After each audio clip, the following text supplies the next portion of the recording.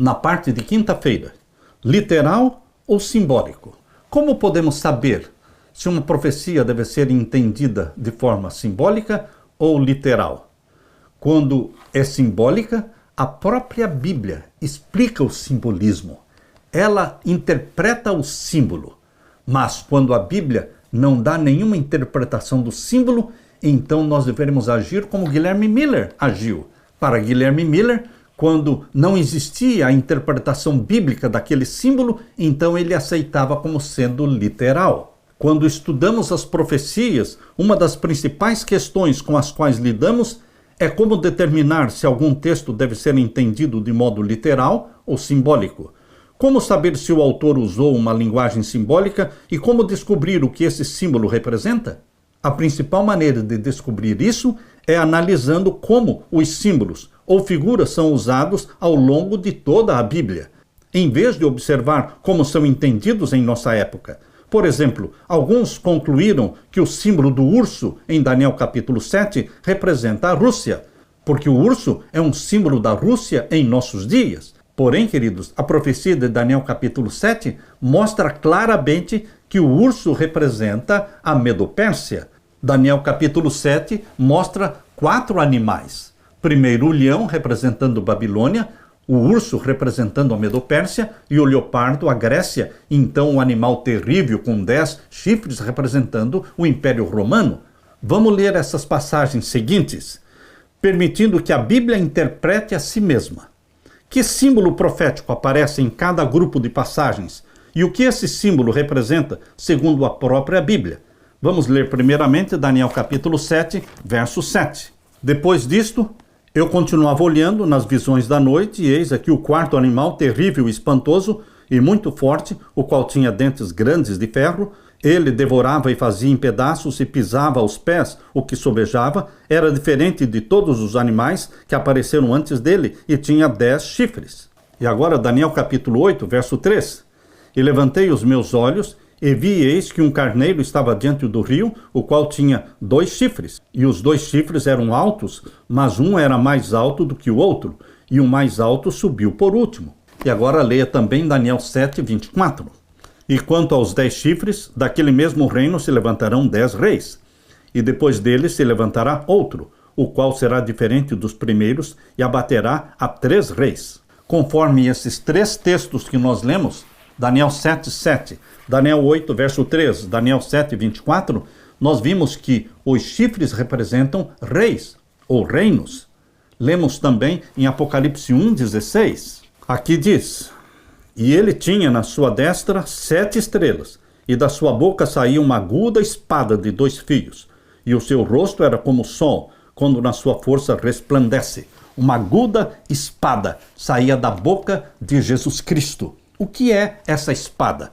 Vamos ler também Efésios capítulo 6 e o verso 17. Tomai também o capacete da salvação e a espada do Espírito, que é a palavra de Deus. Claramente a Bíblia está dizendo que a espada é a palavra de Deus. Lemos também em Hebreus capítulo 4 e o verso 12. Porque a palavra de Deus é viva e eficaz e mais penetrante do que espada alguma de 2 gumes, e penetra até a divisão da alma e do espírito e das juntas e medulas, e é apta para discernir os pensamentos e intenções do coração. Vemos, portanto, que nesses textos aqui de Apocalipse 1,16, Efésios 6, 17 e Hebreus 4, 12, a espada é interpretada na Bíblia como sendo a palavra de Deus. Lemos ainda em Apocalipse capítulo 12, verso 1. Outro símbolo na profecia é o símbolo da mulher. Apocalipse 12, verso 1. E viu-se um grande sinal no céu, uma mulher vestida do sol, tendo a lua debaixo dos seus pés, e uma coroa de 12 estrelas sobre a sua cabeça. Uma mulher vestida de sol. Agora leia 2 Coríntios capítulo 11 e o verso 2. Porque estou zeloso de vós com o zelo de Deus, porque vos tenho preparado para vos apresentar como uma virgem pura a um marido, a saber, a Cristo. Portanto, na profecia bíblica, a mulher representa a igreja. Uma mulher pura representa a igreja pura de Deus. Uma mulher apóstata representa a igreja apostatada, que se afastou de Deus. Quando seguimos o princípio de que a Bíblia deve interpretar a si mesma, A maior parte dos mistérios que existem por trás do simbolismo profético desaparece. Vemos, por exemplo, que chifre simboliza um poder político ou nação, espada representa a palavra de Deus, e a mulher se refere à igreja, ou à igreja pura ou à igreja apostatada. Vemos claramente a Bíblia explicando a Bíblia. Por que Deus falou por meio de símbolos, em vez de ser mais direto em sua revelação? Por que Pedro, de maneira enigmática, referiu-se a Roma como Babilônia? 1 Pedro 5,13. A profecia foi escrita em símbolos, como sendo códigos, para que fosse difícil para os ímpios entenderem. Aqueles que não eram guiados pelo Espírito Santo não conseguiam entender as profecias. Se as profecias não fossem dadas em símbolos, eles teriam destruído a palavra profética. Existem razões pelas quais Deus escolheu se comunicar por meio das profecias usando símbolos. Se o Apocalipse tivesse mencionado Roma diretamente ao tratar dos seus erros e males, a perseguição à igreja, que já acontecia, se tornaria pior ainda. Sejam quais forem as razões para o uso dos símbolos, podemos ter certeza de que Deus deseja que entendamos o que os símbolos significam. Por isso a Bíblia dá os símbolos e a Bíblia interpreta os símbolos. Mas nós precisamos aceitar a interpretação que a Bíblia dá. E uma vez que a Bíblia interpreta o símbolo, nós precisamos fugir da tentação de querer interpretar a interpretação. A Bíblia dá o símbolo e a Bíblia interpreta o símbolo, mas nós não podemos interpretar a interpretação. Temos que aceitá-la segundo Deus nos deu. Pastores e povo declaravam que as profecias de Daniel e do Apocalipse eram mistérios incompreensíveis. No entanto, Cristo chamou a atenção dos seus discípulos para as palavras do profeta Daniel, com relação aos acontecimentos que ocorreriam na época deles, e disse: quem lê, entenda, Mateus 24:15. E a afirmação de que o Apocalipse é um mistério que não pode ser compreendido é contradita pelo próprio título do livro, que diz Revelação de Jesus Cristo, a qual Deus lhe deu, para mostrar aos seus servos as coisas que em breve devem acontecer. E ainda, bem-aventurado aquele que lê, e bem-aventurados aqueles que ouvem as palavras da profecia e guardam as coisas nela escritas, pois o tempo está próximo. Apocalipse 1, verso 1 e verso 3. Foram reveladas a João cenas emocionantes e de profundo interesse sobre a experiência da igreja.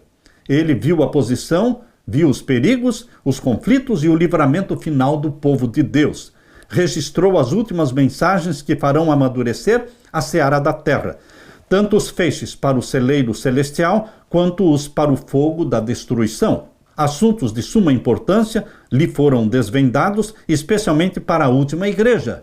Falando da igreja de Laodiceia, você e eu somos da igreja de Laodiceia. Em 1844, começou o período da igreja de Laodiceia, que quer dizer povo do juízo. Nós vivemos no tempo do juízo, o juízo celestial. Queridos, existiam 7 festas no santuário da terra, sendo que a primeira festa era a festa da Páscoa, depois festa dos pães asmos, depois festa das primícias, depois festa do Pentecostes, depois festa das trombetas e a 6ª festa, a festa da expiação, a festa do juízo. A 6ª festa era o dia do juízo. Nós estamos vivendo a 6ª festa do santuário celestial. Jesus Cristo morreu no dia da Páscoa, dia 14 de Nisan. Ele ressuscitou no dia das primícias, dia 16 de Nisan. No dia do Pentecostes, ele foi entronizado no santuário celestial, inaugurou e ungiu o santuário celestial, iniciou seu ministério no céu, derramando sobre a sua igreja o Espírito Santo, a chuva temporando o Espírito Santo. A festa das trombetas de 10 anos começou com a proclamação da mensagem melerita sobre a segunda vinda de Jesus. Eles entendiam que seria a segunda vinda de Jesus em 1844. E por 10 anos, de 1833 até 1843, 1844, a mensagem foi pregada. Mas em 1844 começou a festa da expiação. Não era a volta de Jesus, era a purificação do santuário celestial. a sexta festa do Santuário Celestial. Começou em 1844. Hoje nós vivemos no grande dia do juízo. O juízo começou pelo caso dos mortos e vai passar para o caso dos vivos. Quando vai passar para os vivos? Quando sair a lei dominical e começar o selamento dos ímpios e o selamento dos salvos. Os ímpios sendo selados pelo sinal da besta e os salvos sendo selados pelo selo do Deus vivo. Este será o último ato de Jesus Cristo, a última ação de Jesus Cristo no Santíssimo do Santuário Celestial. E então ele lançará um incensário sobre a terra. Apocalipse capítulo 8, verso 5. E então, meu querido irmão, na segunda vinda de Jesus, nós vamos participar da sétima festa do Santuário Celestial, a festa da colheita, que durava 7 dias, porque durante 7 dias nós estaremos ascendendo ao céu, juntamente com Jesus Cristo e todos os anjos. Nós ascenderemos para o céu numa viagem espacial de 7 dias. É a festa da colheita do trigo, do povo de Deus, que viverá eternamente com o nosso Senhor Jesus Cristo. Alegre-se, meu querido irmão, com esta mensagem poderosa, a palavra profética. Que o Espírito Santo seja derramado sobre você, sobre mim, e com humildade de aluno, de estudante, de aprendiz, vamos aprender aos pés de Jesus Cristo. Que Deus derrame o Espírito Santo sobre você, é a minha oração. Deixe-me orar com você. Pai querido que estás nos céus, humildemente pedimos que o Senhor nos ajude a entender as profecias para o tempo do fim. Derrama sobre mim e os meus irmãos o Espírito Santo. E querido Jesus, por favor, volte logo nos buscar. É a nossa súplica em teu nome. Amém e amém. Deixo com você, meu irmão, minha irmã, a paz de Jesus. Amém.